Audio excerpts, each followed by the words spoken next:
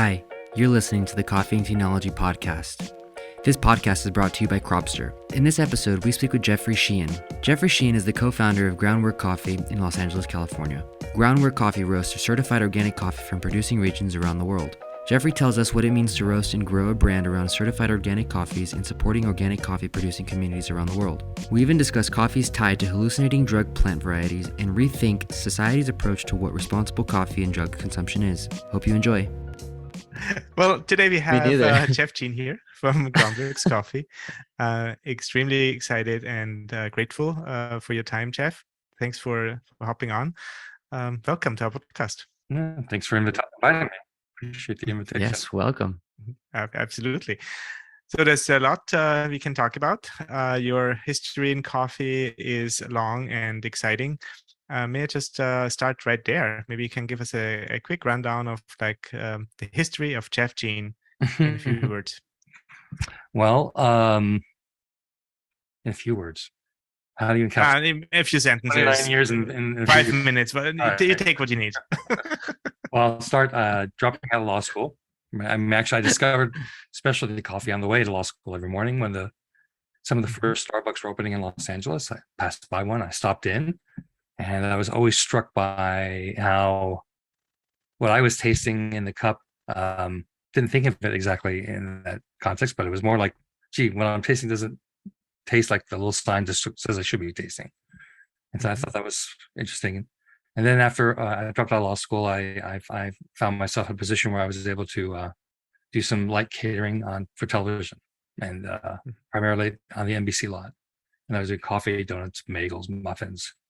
Starting waking up at midnight and starting work at 1:30 and then working to about 6, 7 at night. Did that for like 3 years, and during that time, I started doing what was called specialty or gourmet coffee. Let's say that's what they call it, gourmet in the '90s, which was flavored coffee, right? Mm. So for stage coffee, that no one had been doing that prior to me, and so I was doing that, and then. I would use back in those days percolators. So I would plug them in around the NBC lot and the smell of the coffee would fill the hallways, French vanilla or whatever. And then I dropped them off on their respective stages. And then when I found out there were fights going on between the different crews, because one crews from one stage would raid the coffee that I was putting on another stage and drink it all. So I started spreading that way. Till finally, and in that industry, crews are there for a while and then they move on. So same thing with the coordinators, who were my primary contacts, and they would bring me with them to their new shows. We started growing, and I started roasting coffee. I think in roasting coffee, I would say in 1995. And I pretty much taught myself using a wok, and I did that because I noticed that the quality of coffee that I was buying. I mean, initially when I first started, I was eating canned coffee, and I moved to whole bean coffee, and then I found a coffee roaster and started buying coffee from them. And I remember tasting my first cup of specialty coffee, which was in Papua New Guinea, and I was like, I thought it was flavored. I said, nice. I asked, I said, I didn't want flavored coffee. I wanted, and he goes, that's not flavored. But I was tasting like all kinds of tropical fruits, and I'm telling him this. He goes, "Well, that's what it tastes like." It's like, what the hell? So, and that was my moment of revelation right there. And so I decided I was going to start roasting, and I did. We were going through a couple $1,000 a month at that point, and so I figured, if I save a little bit of money, that's good. But I'm going to be getting better quality, and the kind of people that we were serving wanted that quality. I don't think they knew they wanted that quality, but I was going to educate them that they wanted that quality. And because we were on the Academy Awards for 25 years, and that sort of thing. So I taught myself to roast, and then opened up a small roastery that was not so close to my commissary and for the catering, and then moved the commissary closer to the roaster, then moved the roasting into a new commissary. And pretty much it's been uphill trajectory. I realized I love the coffee roasting and coffee industry more than the catering industry. So I split the companies in half, and we since that time we shut down the catering arm, and it's just all been, it's all That's been amazing. coffee for a while.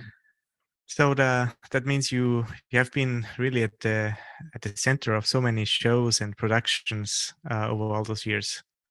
Yeah, many fueling a lot of different shows. One of my favorite moments was when Robin Williams was hosting or doing something on the Academy Awards, and it just tells you, I'm almost embarrassed to say this, but he was like talking about how good the banana nut coffee was that he was getting backstage, right? Which was our coffee, and it's called Joe to Go. See, excellent, awesome. Well, just to stay with that thought just for a second, there's some of the famous actors who are doing their own coffee roasting and on their own coffee brands. How do you see that development? Is that a good thing? Is it just making money? Yeah, I mean, well, are those mutually exclusive? Making money being a good thing? I mean, it depends. No, it's not actually. Right? You're for profit, so am I. So it's not always an easy thing. So if they're able to do that, they should go for it. And they're using, they're leveraging their celebrity and their brand, and in the process, I find that most of these celebrity coffees have some sort of charitable or some sort of give back piece to them. So I don't see how that can be bad either. They aren't always. My experience with them, and not mentioning any names, is that they certainly put up a front of being more than they are. But then on the back end, when they're dealing with the roaster, they're like, trying to, we just want the cheapest coffee you can find. And right. That has been my experience, with one exception.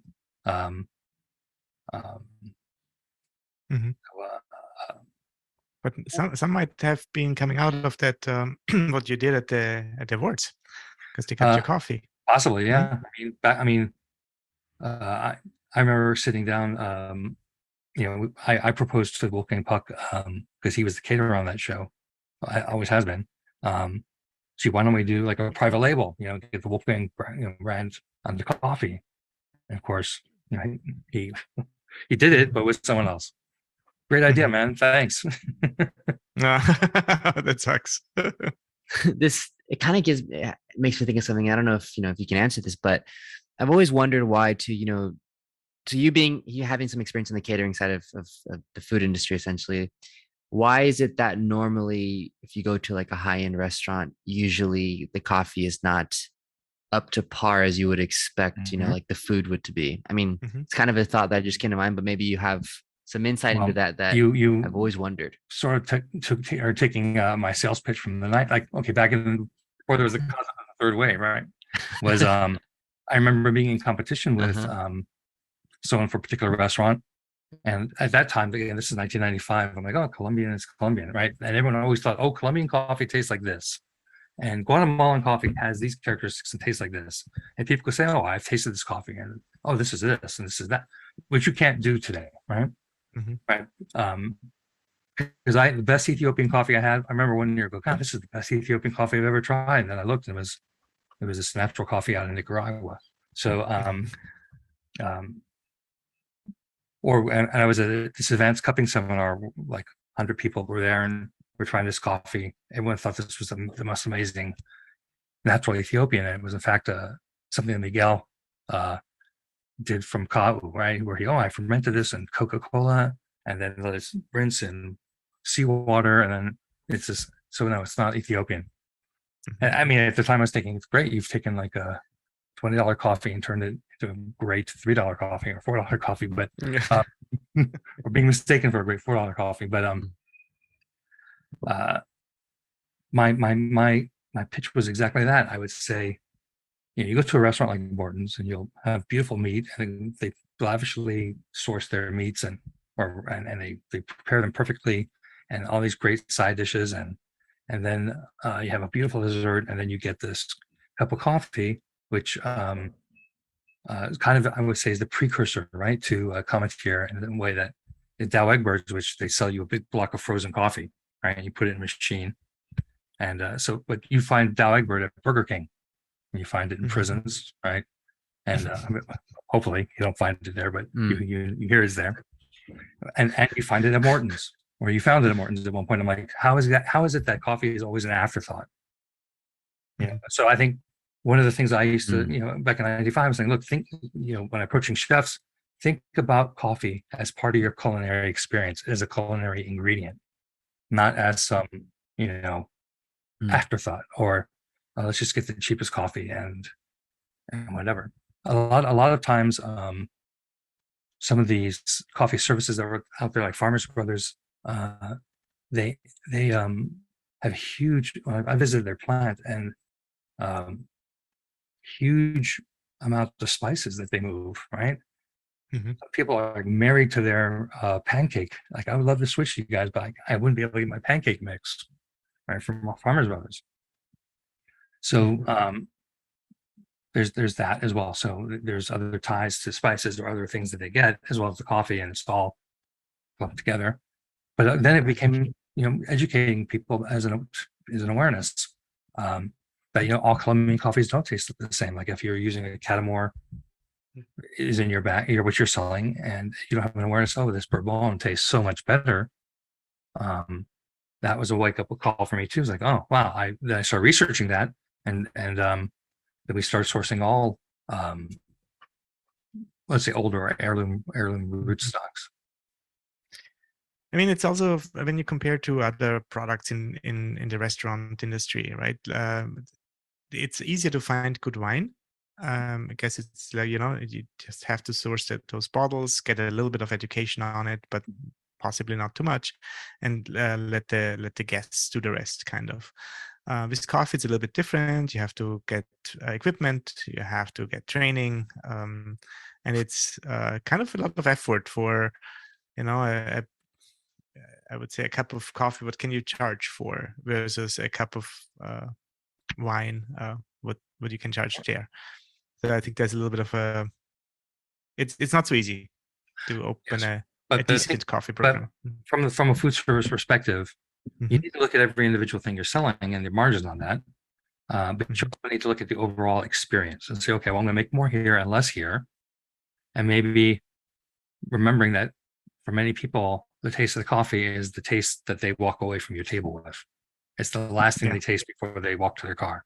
And if you're thinking about the food as an experiential, as an experience, you want every step to be as intentional and thought out as, we get this, this cow that you're eating was named Sally, and these beans you were picked are for, from Santa Barbara, and that sort of thing, right? Yeah.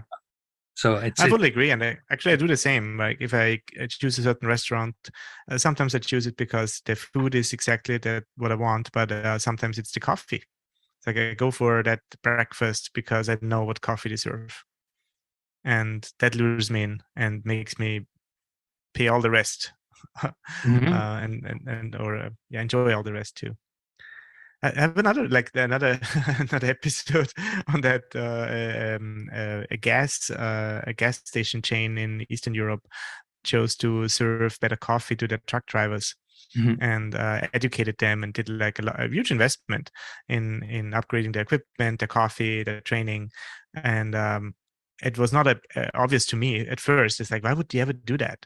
And they said, like, well, truck drivers have a choice where to stop. Yeah. And they just choose the better coffee sometimes, and then it's when they fill up at our station. It's like, that's amazing. Yeah, I mean, it's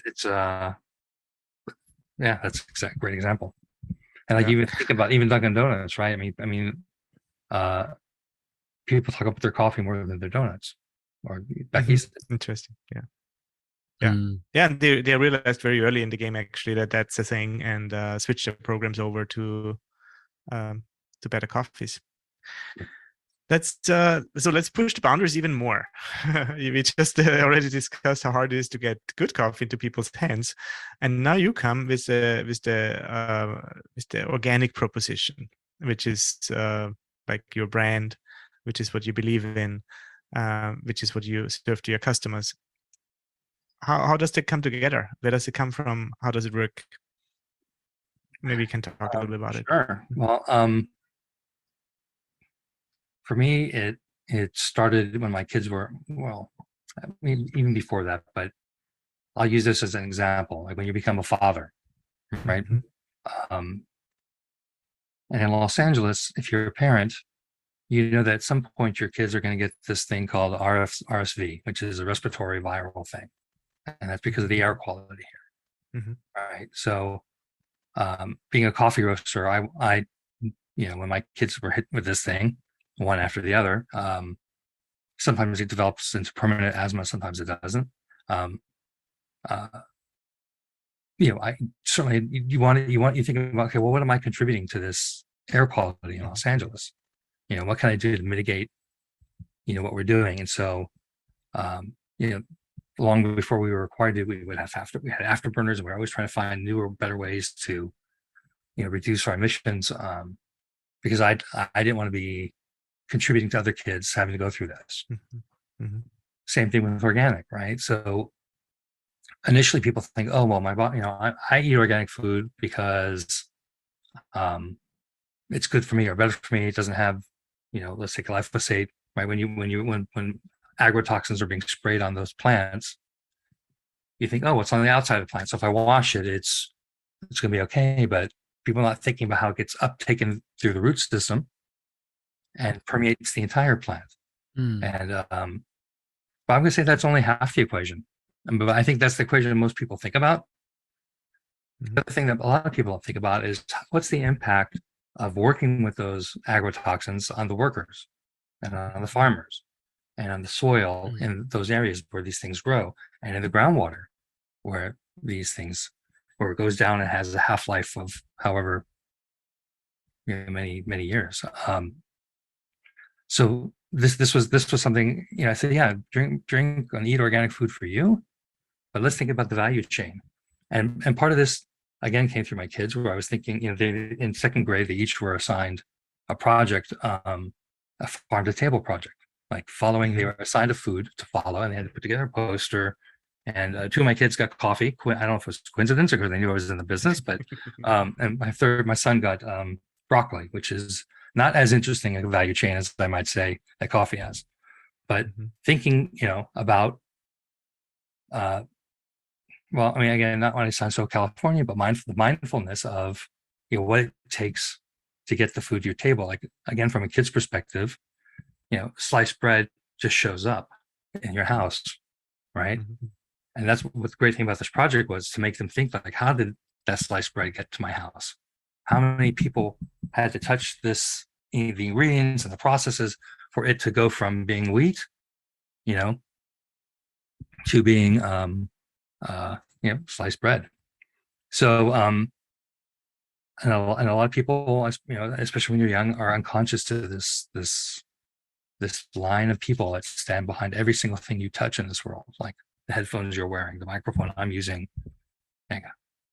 Where did all these components come from, and how far away, and how did they get assembled? And I think during the pandemic, maybe the awareness of that became a little more in people's face, especially with the disruptions in supply chain.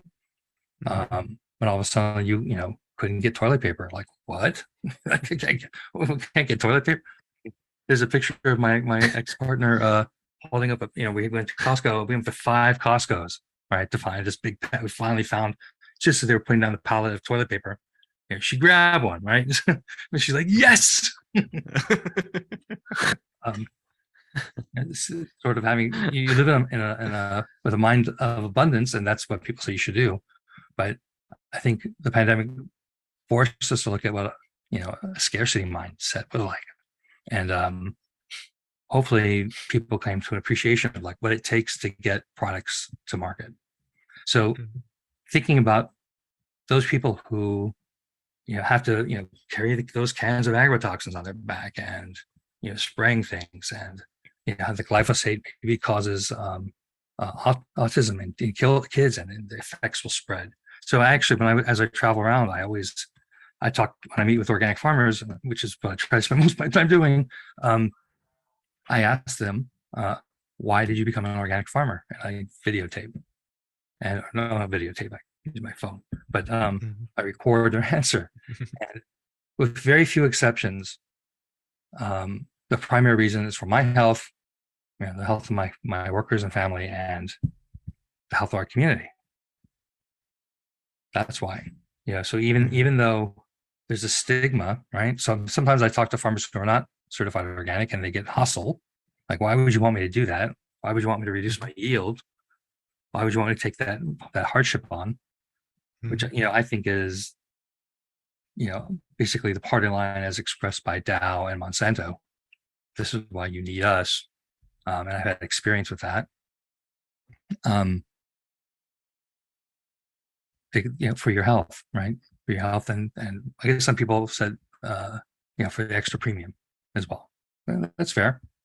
And I think if you do organic correctly, because you can't just do organic or be organic, right? You need to tie that in with sustainable, and now I would say regenerative agricultural practices, and that you'll find that your yields, like the group we work with in Colombia, out in Calca, I mean, their yields are like sometimes twice as much as a conventional farmer farming on the same land, because they have a great agronomist working with them for Cafe Calca, and teaching them all these methods, and they're yielding like 30 bags a hectare, right?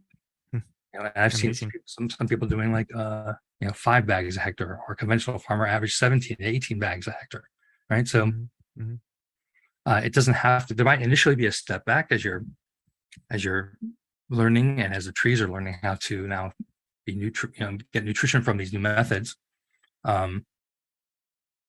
But it doesn't have to be. You can make more money being certified organic, not just for the premium on what you're selling, but by increasing your yield. So one thing that makes me think of right now immediately is that so obviously you have experiences where yield can be just as high or increased, but what about quality? I mean, obviously I'm sure you could still get high quality organic coffees. Typically, like, though, if I didn't know more about organic, I would immediately think like, well, organic coffee, you can still get good yields, but I would used to think that like you still can achieve like, a 90 plus coffee, but now I would probably think otherwise. I'll say that an organic farm is like any other farm. There's no one in the world who grows 100% of the crop 90 and above.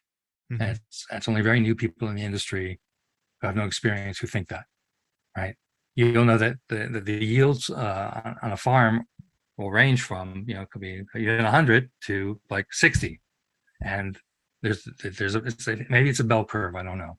I haven't tried that experiment, but that's an interesting idea to see what that curve looks like. But it's probably be different from farm to farm. But yeah, they're going to have their export quality and above, right? And they're going to have their non-export quality and below. And every coffee has a home. So when you're finding I don't even think it's possible to find a container of 90 plus coffee. I don't think it's possible. I think if you're buying a few bags, then that could be the case, right? And this is the challenge. When we're doing prior to the pandemic, we were doing 1.7, 1.8 million pounds. So we're like a small medium-sized roaster. We're not a small roaster anymore. And finding consistent quality, right? That's going to,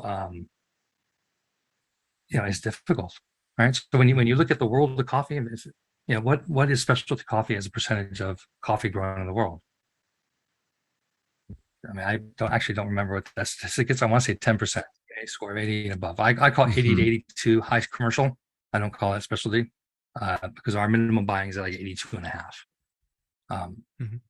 Which, as you're going through more and more coffee, it gets difficult to find in volumes that are consistent for you to, or for the roaster to be able to produce the blends they want to produce. So I would say that an organic farmer produces probably as much 90 coffee as, well, depends if their yields are twice as high. I guess they're doing twice as much, right? As long as they're tying their organic practices in with sustainable and quality oriented agricultural practices as well. I mean, there's no reason that would limit you to them to I can only produce an 87 because I'm organic. I have to say that outside of Cup of Excellence, finding coffees that are 90 and above, even in a Cup of Excellence, out of the 100 or so or more, and Norbert, you guys, right? You get the data now through them, so you see. I think 90s and above are like unicorns. right? And I think that there are a lot of people who say, "Oh, this is 90 coffee." I try to go, I wouldn't give this a 90. You know, Yeah. So it's already hard enough to find all the quantities you need and a certain stability in your supply network. Now, from my research work, I know I was working with a lot of smallhold farmers, Mhm. which they have to get together to get the quantities you need. A lot of them are not certified, but they're organic. Not so much maybe by choice, but by tradition and by now just by also economic pressures. So they don't use any fertilizer or any agrochemicals. But it creates this weird situation. how can you speak a little bit about it? Right. How you see that and how you manage that? Mm-hmm. Well, I would call that scenario that you described passively organic. Mm-hmm. Right. But the importance of being certified organic is that the definition is the same. Right. So I was talking with this group of farmers in Brazil.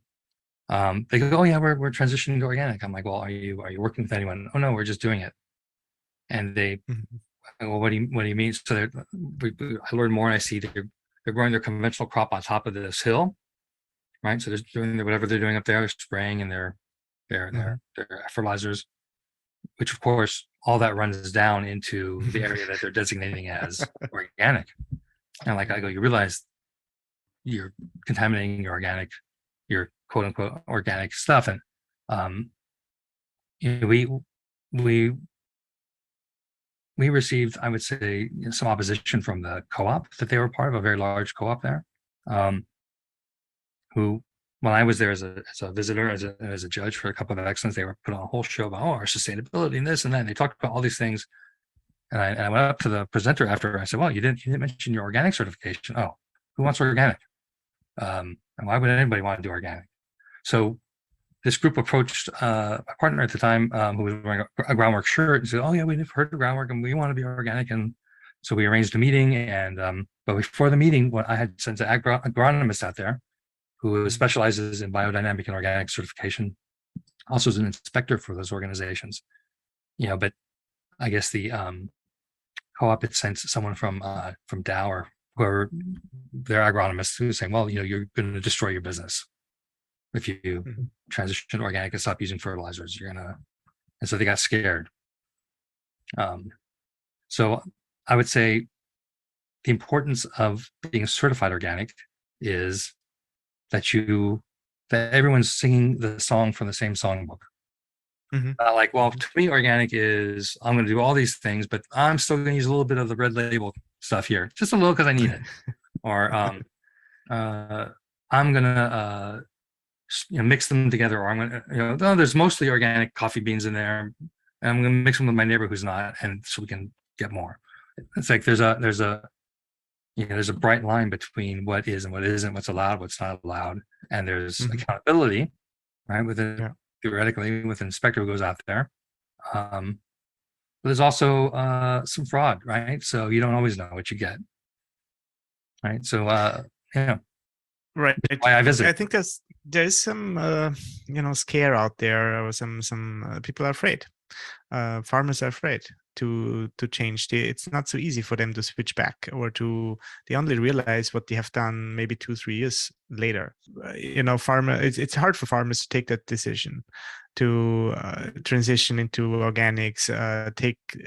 It's a risk. They will only know in like maybe 3 to 5 years after if it was a good decision, if it works for them. There's a lot of scare out there, of course,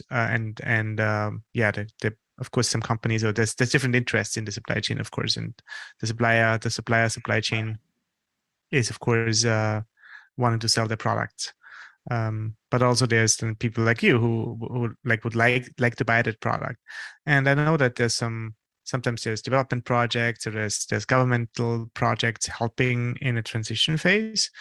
How do you have any experiences or anything out there? Because I know there might be other fellow roasters who might be interested in supporting. Sure.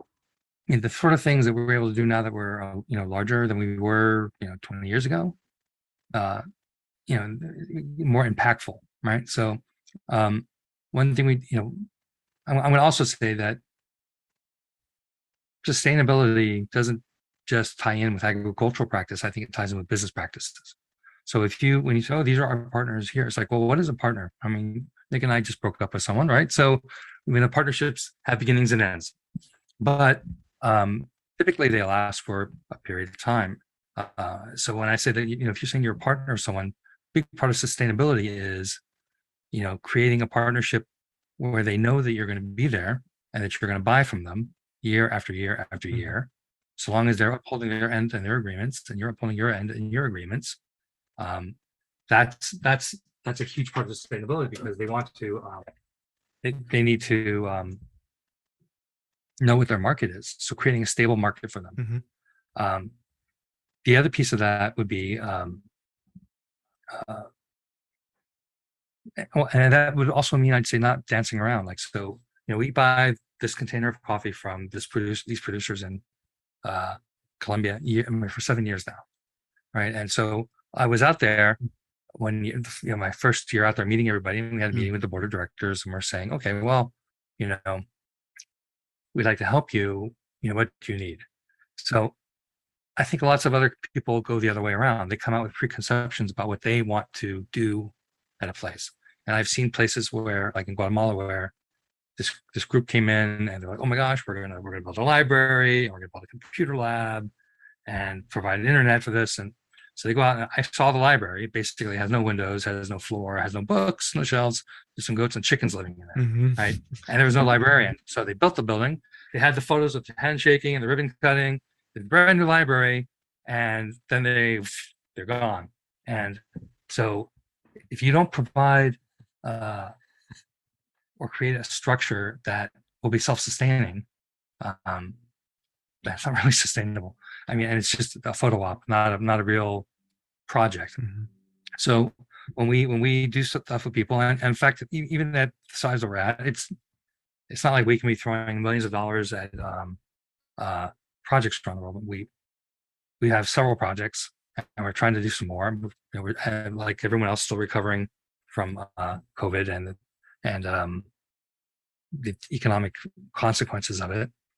Still trying to catch up to where we were before, which makes it even harder, and which makes it even more, I would say, noteworthy when people who are facing adversity themselves continue to work the project. So this group in Nicaragua too, but in Colombia, they said they needed credit, right? So it's a group of women farmers. Women are traditionally outside that system of land ownership. Getting traditional bank financing is difficult and expensive, and so we came up with the idea with them. They're requesting, hey, I have a hard time making payroll. I go, yeah, I get that. Right? Remember back in the early days, you're making that payroll. Like, oh, where's that money coming from? Like, and finally something miraculously appears.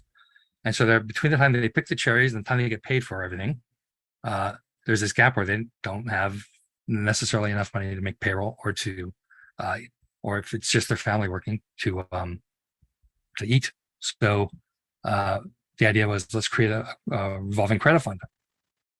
So what we did differently was, rather than us hold on to the money and have them apply to us for loans and us, we decided that it would be great to empower them to do it themselves, right? So we give them the money, their bank account was set up. We work with our exporter and importer, RGC Coffee, and they have people on the ground in Colombia, and they work with a group called Solidaridad, which is active throughout Central and South America. So Solidaridad started before, and they put together a program where they trained the executive board to be the people who underwrite the loans and collect the loans and manage the money, and how to manage the money. They went through classwork to do that. And there was a curriculum that RGC's, Angela Pelez from RGC's office in Bogota put together with them. basically before one of the farmers who could participate in the loan program, they had to go through personal finance class. Like, what is debt? When to use debt, how to put together a budget, basic business things. And so they have to go through this program before they can borrow money. And I think there's like $50,000 or $60,000 in the fund now. And there more and more farmers are coming into the group and becoming and transition to organic, because we also provide an extra premium on top of we put 25 cents a pound into the revolving fund, and like 6 cents a pound goes to help transition new farmers. So to answer your question, there's money that's there, and the other companies, Super Cafe from Spain is hugely involved in the group as well. We're the 2 largest buyers, and they help provide this money to help them make this transition. And we have this revolving fund that they can borrow money from at low interest rates. Initially, they wanted to charge almost 20% because they said, oh, that's in very 19-20%. That's cheap in Colombia. I go, yeah, but it's still a burden, right? We want this to not be a burden. We want this to help them grow. And they go, okay. So they realized that, and I think they lowered it to 3 or 4%. Amazing. And so they're able to help finance people who need that help. Now it goes for farm improvements, emergencies. I was just there for the first time in 3 years, and wow, what a change! I mean, they're talking like business people, right? So whenever I go out there, I always give a talk like, think like business people. You're not the only women's group out there. How are you going to differentiate? Think as a group. How are you going to grow together? How are you going to make this work and be bigger and better and more profitable and increase not just your lifestyle but treating your employees, if you have any, as a way to improve their life as well, and I'll help make all the boats rise. I was out there, it was like almost seeing different women for the first time in 3 years. Like, they were walking differently, they were talking differently. One of them borrowed some money to start a bakery in her hometown, out of her kitchen into a commercial kitchen. She's catering in her village. Another one started a small roastery, so they're providing specialty coffee in their village. Another one did a bakery, right? Because they're trying, one of the things I talked about was it's important to figure out how to even out your cash flow, right? How do you get out of this boom and bust of, we got money from the coffee, but now we're in between harvests, right? So they found, oh, this is how we're going to do that. And it's beautiful, right? Enjoying this episode of the Coffee and Technology Podcast? This podcast would not be possible without the support of Cropster. Whether it's tracking harvest yields, roastery and inventory management, or simply tracking brew recipes, Cropster Origin, Cropster Roast, and Cropster Cafe can help you streamline your workflows and help you operate more efficiently. I think for me, one of the best parts about that is the financial education that was provided. Because even beyond coffee, I think that's such a big systematic issue is people taking advantage of financially illiterate people. And obviously, it's common and probably unfortunately common in producing countries, but even I noticed this in the Latino community in LA. The amount of people that take advantage of people who don't understand how to negotiate interest rates for just a simple car loan, for example. It's a massive unethical business that I feel is it's unfortunate, but so it's nice to hear when there's those kinds of things put in place, like financial education prior to accepting or signing or agreeing to a loan or an interest rate or whatever it is that you all are doing. Well, you just pointed out something, which is where I mentioned that a lot of people come down there with preconceived ideas about what they want to do rather than listening to what's needed and help provide what's needed. One of my preconceived idea is it would be great to have for kids. There's a program here in California, I think in the United States, but I know for sure in LA, called Junior Achievement. And my degree is in business from undergrad, and after I graduated school, they have a whole program and curriculum where they arrange for you to go teach basic business principles to elementary school teachers, not teachers, but kids. And I was thinking it'd be phenomenal if I was able to work with them and figure out a way to come up with a coffee farm business curriculum, and then educate them, because you're right, Nick. Some people are functionally illiterate. Some people only got into 4th or 5th grade, right? And not just on business and illiteracy, but on literacy in general is a big need. right? And Mhm. because with knowledge comes power and confidence, and it's kind of what I'm seeing with this group of women also. I mean, they're like, the co-op says, we want it to be this way. And they're like, no, we don't want this. In fact, we're going to build our own warehouse. We're going to raise money to build our own warehouse to store our own coffee because we want to know where the coffee goes. Right. Right. Which is, a lot of people don't even think about that. How when the coffee gets delivered to the co-op, it gets sold and the farmers don't necessarily know. And like, even the first time I met them, I got this huge hug from the president of the association saying, we have never met anyone who was buying our coffee before. And on this last trip, there were members from an association, or I guess a sub co-op to the co-op. Said, we want a relationship with a buyer like they have with you. And they were like, would you buy coffee from us too? I'm like, no, but I'll help you find, because, that's what business is. And that's why traveling to origin is so important, is to sort of erase the anonymous nature of the seller and buyer, right? Become a person, and they become people to you, and you know them by first name, and you recognize them, and they recognize you. It's like, it's when people talk about relationship coffee, to me, it means more than just showing up, taking photos, and leaving, and saying, I mean, the concept of the direct trade and the various definitions that you see, to me, it's like, it's more about the relationship. I mean, what are you doing for, like, what do you like? There was a group in Nicaragua, a family group, and they said, let's, we need to raise our prices. Let's have a conference call. So we got onto Zoom, and they're saying, hey, the market's going up, and our prices were much higher when the market was low, and you and our other buyers, supported us and paid this higher price that we needed, at a time when you could have bought coffee for much less. And so we were going to raise our prices, but we wanted to know, like, how much we should raise them by, because if we went to market price, it would be even more above what we're doing. But we want to be fair to you and our other buyers.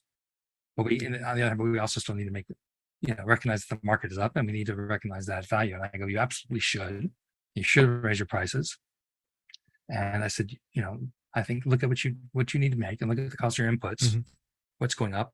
Look at your lifestyle and see where you want to increase that, and what you need to do for you and your family members, who are, because our farms are like a confederation of uncles and aunts and cousins. And raise your prices for sure. And but it would be great if you didn't charge us $6 a pound. Yeah. just because you could, No, of course. They get it. It's great. No, that's wonderful. But that's a relationship, right? So whether you're handling the importing and all the paperwork is like, who cares? Right.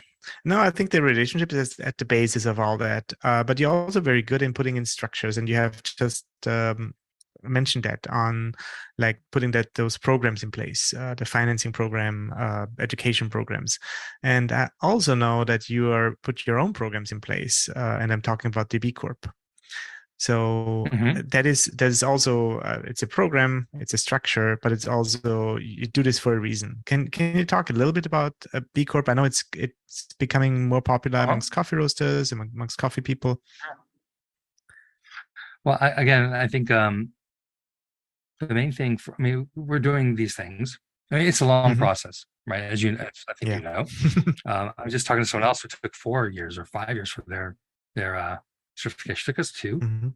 And every time you say no to a question or you submit some responses, you get like another questionnaire, right? With like another pages. And so going through that process pointed out what we were doing well, also pointed out what we need to do better. And while while we rose to and well above the level of being qualifying for the B Corp, it showed that, okay, here's a roadmap for doing more and being better. For us, I like the concept of B Corp because it sets a standard. Again, it's like same thing as organic. Everyone's singing from the same songbook, saying we are this kind of company, not just because we are our marketing department say so, or because we donate coffee to PTA or whatever. It's like, we've met the standards of this objective third party. And what's more, we get audited every I think it's every 3 years. And we're held accountable. And so there's accountability. And I think, and that's the same thing with being certified organic. There's accountability. If you're not doing it right, you can lose your status as a certified producer. If you have time to make the corrections, which is great. But the same thing with the B Corp. If you're not holding or doing these standards, you're going to lose that status. And you've not, so accountability, I think, is, some people are gifted and can make a change without accountability. Like I for instance, I mean, I've been trying to learn Spanish forever, right? And I know you both speak, but I realized that without me actually taking a class, it's never gonna happen. I start, I stop, I start, and I stop. I've got Babbel, I've got Rosetta Stone, I've got Spanish Dick on Dicton. Great, but so what it means is I'm just paying all these subscriptions and not actually doing anything with it. But when I took a Spanish class in junior college, okay, there was some movement. So because there's accountability, right? I had to be there, and I had to do this work. I had to be turn in a certain date, and yes, I'm well past the age of caring about what my grades are, but there's still that little kid who's like, I want to get that A, right? I have to. So there's accountability and consequences for not making those steps. Yeah. Well, full disclosure, 20 years ago, I would not thought I would ever record a podcast in English. And my Spanish was not even to think about that I would ever be learning another language. I always thought like my language brain is not working. And then I just moved to Colombia because I wanted to, for some other reasons, and doing that research work. And then I stayed, and I realized I need to learn that language. It was like more well, you have to. If you want to be here, then you have to. And it works out well. So I'm very grateful for. Did you take like an immersion class? Were you taking an immersion class? Yeah, immediately. That was I was so ignorant, to be honest. I just moved there, and then a day later I realized, yes, English is okay in the research environment, but that's only a few hours a day, and even within that environment, you go to cafeteria, you go hang out with people, and everything else was Spanish. So it's like, oh my God, I just need to get this going. Otherwise, I'm just bored and dying here. And I know I'm a social person, so I want to communicate. There was a lot of reward and benefit to that. Plus, it's expensive to always have an interpreter go around with you. No, it's related to that. There was a fantastic speech of the Colombian president yesterday at the United Nations conference in New York, the UN. Yes. Oh, I'm gonna try the UN. He speaks in Spanish, and I thought I'm sure they have great translations for that. So I'm not worried about that. Hearing it in open is really a treat. So.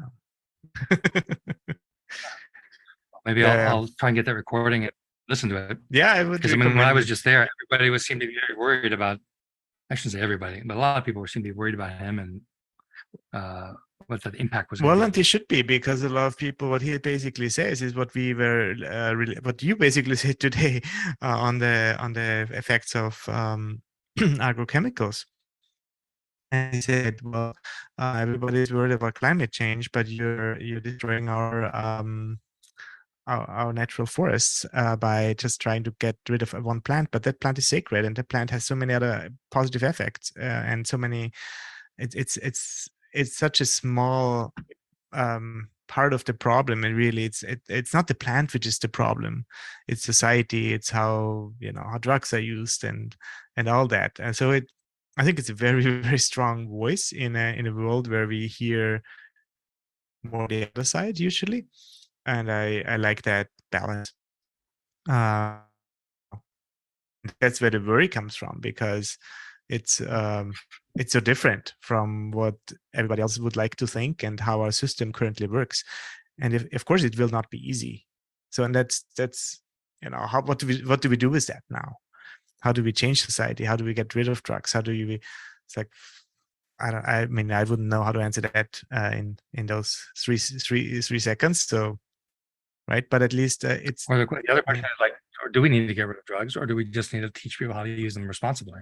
That's a whole other discussion, exactly, and but also invite me back. Yeah, no, for sure, and I think that all links to why do people in the first place, use them and need them. And if they can't do it responsibly, I mean, nothing is bad. But what if there's that choice is not really there because just so many circumstances, which again are created by society and with societies. And when we say society, if it's this gray mass out there, but ultimately it's us, right? And that's kind of links back to our podcast here, our recording, to say, well, we can do concrete steps. We can make a conscious choice for organics. You can support your farmers on the long run. You can create relationships, which are maybe not always the easiest and lightest choice, but it's a choice. And all those choices you can make, along your way. And I'm deeply grateful for you taking the choices you do, Jeff, and sharing with us those choices and making them a little bit more tangible and visible. Linking back to that experience when Cropster was small, and I love to say that really, it's one of the highlights in my career or in my life. When we were small, the system was buggy and not fully developed, but you saw the vision. And I remember calling you and it's like, hey, can we you want to do more trial? And I don't know talk about price. And you just came in and said the same thing you said to your farmers. Like, this is a fair price. I'm betting on you. I'm betting on that system. And I will send you a check for a whole year of usage, not exactly knowing what that will be. And it's like that, those are moments where someone from the industry comes and puts not only good words in, we got a lot of good words, but also the money. And that's also very it's important to kind of undermine the words or right. Well, words without actions are just words. Exactly. So thank you for all that, Jeff. It's such a pleasure to hear all of that, and I could keep talking for a long time. But yeah, I appreciate the invitation. It's just great to catch up with you. I mean, always enjoy talking to you, and I always enjoy actually how responsive. Like, I would send a suggestion, and hey, I think if you guys did this or changed this, and then I would see like a week or two later, or when you guys did it up, I would see the change. I was like, wow, they listened.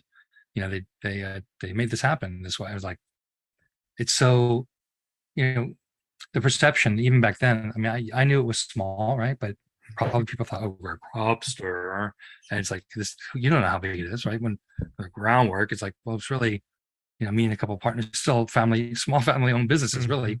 It's owned by a couple of families, mine and several other partners, and it's not some huge, corporate agglomeration of some evil empire, right? So it's getting that kind of response and feedback. Well, feedback by action was huge. It's like, yeah, wow, they hear me and they value what I said and they did something about it. And it's like, great. Well, thank you for that partnership, because that's truly what it is, and it becomes then just business. I love that. And thank you for Cropster, because I'd be still doing an Excel spreadsheet if it weren't for what you guys are doing. Oh, thank you. That's awesome. Which was nowhere near as good as what you were doing. Yeah. Cool. And linking back to what you just said about that, educating youngsters. I don't know if you know, but I'm a big fan of the Big Lebowski movie, and my head immediately went to the Lebowski Urban Achievers. So maybe that could be a title for for such an education. The Urban Achievers. Those are the Urban Achievers. And Nick, before we started, said I was at the PRF, and I was presenting on the panel with other people. But prior to the PRF, and Nick, I don't know if you went on this part of it, where there was like a coffee farm tour, and I was like, so I was like, I didn't want to go. Oh no, I didn't go. I'm traveling for another week after going to coffee farms, and I really I'm at the point where I've seen enough farms that I know what they look like and what they do. And if it's not an organic farm, I mean, I'm kind of just, wasting my time and their time because I'm not going to buy their coffee. And, but what that Nick said was, I really appreciate if you go because there are a lot of new and younger people on this trip and they need to connect with the older, the OGs and learn. And I said, okay, that's the way to play my guilt. So talk about giving back. And so I said, okay, I'll go. And so I did, and it turned out to be super rewarding for exactly that reason, right? Because I've been doing this a long time, and I have a lot of thoughts that are outside the mainstream, and sharing those even while we're cupping, right? I say, well, I'm thinking we should probably be cupping like this and using these instead of traditional ratios because that comes from commodity coffee world. We're in specialty coffee world, and we should change the standards of how we cup. So, amongst other things, we're just talking about my experiences at different farms, and you know what, made a lot of friends, and I learned a lot from them as well. And it was great, which means when you were there to be someone who's a mentor or teacher, you often end up being the student as well, which was a good reminder. Well, please, Nick, cut that in because it's also very it's good for me to hear. That's true. It's not always the immediate thing very awesome. Oh yeah, I appreciate it. Thank you. It's true, right? But just when you think your cup is full, right? You got to decide whether I'm going to have to empty the cup or get a bigger cup or become a bigger cup. So it's not full. Yeah, or put comedy in your cup, and you can also well put something else in your cup, Exactly. Make a cocktail. Yeah, exactly. Coffee cocktail. I was just feeling like coffee. We were talking about drugs and whether they should be legal or not, or we're taught to be responsibly used. I mean, just the resurgence of the psychedelics right now. Yeah. So I've been to a couple ayahuasca ceremonies, and but I found out that one of the two plants used to make the drink, the ayahuasca, is actually part of the coffee family.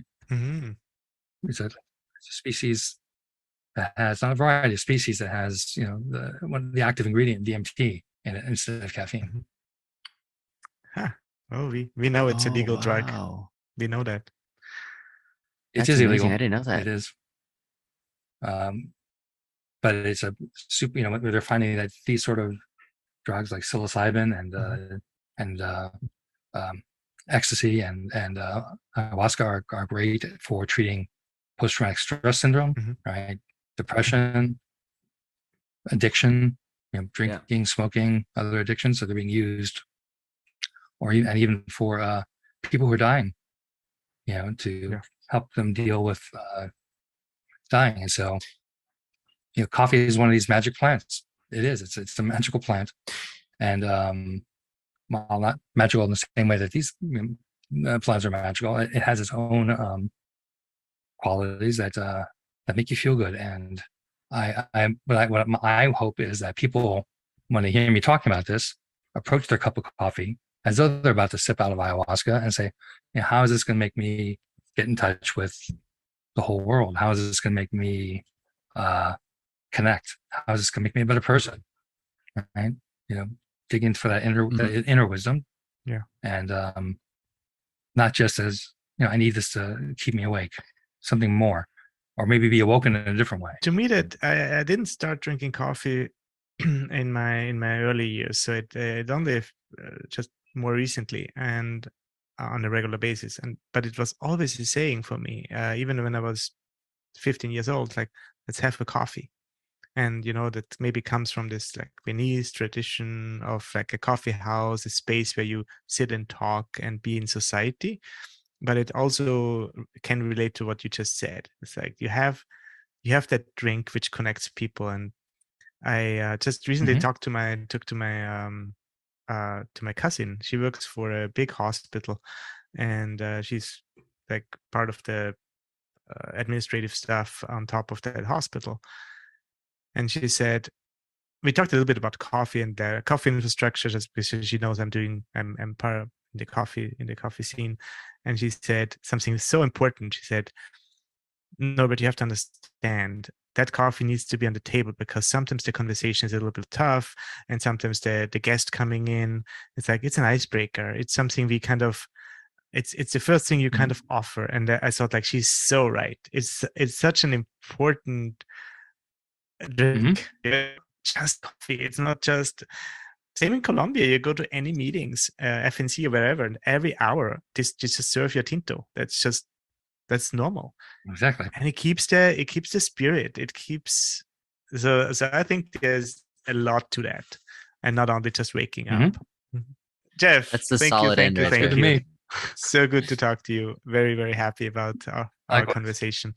And I'm very happy that we can record this and we can bring this out to the people, because a lot of people need to hear that. There is, of course, the Netflix series about the hallucinating drugs, which is also very interesting. So I'm thinking there is a lot of good stuff. Which one is that? Which Netflix one are you There's talking like about? it's a 6-part or one- 4-part series about LSD and how it came about and what all you just said. okay. Basically, they said, well, it has so many beneficial effects. They did studies on PTSD people and people who couldn't have any help any other way. And then Is it called Changing Your Mind? I don't know. I can look it up. It's a great book called Changing Your Mind. I know they just did a TV series. I thought it's either on Amazon or Netflix. Maybe it's by Michael Pollock. Yeah, I think that's it. Yeah, I think it's that. So I thought it's very well made, right? It's not judgmental. It's not like, well, we and there's so many misconceptions out there. So many same what you just said, like what how to change your mind. How to change your mind, right? Yeah, well, that's the legacy of the war on drugs. It's Yeah, it's excellent, and same as Monsanto goes out there and says you need fertilizer, and the farmer is scared, and maybe they don't need fertilizer, and maybe we could use more of those drugs and actually get a little bit better in our spaces and feel more connected to the world, and not as lost. And use responsibly. I think it's a big tool for growth. Yeah, and that's responsible is I guess so hard. But then again, I mean, what is responsible coffee consumption? What is responsible alcohol consumption? And anything, what is responsible media consumption and cell phone consumption and car driving and resource usage and all those things. Anyway, I talked to the right people. I'm very happy to be in that group. Thank you. We hope you enjoyed this episode of the Coffee and Technology Podcast. To learn more about Cropster, subscribe to this podcast and follow us on social media. For more educational content, visit cropster.com/learn.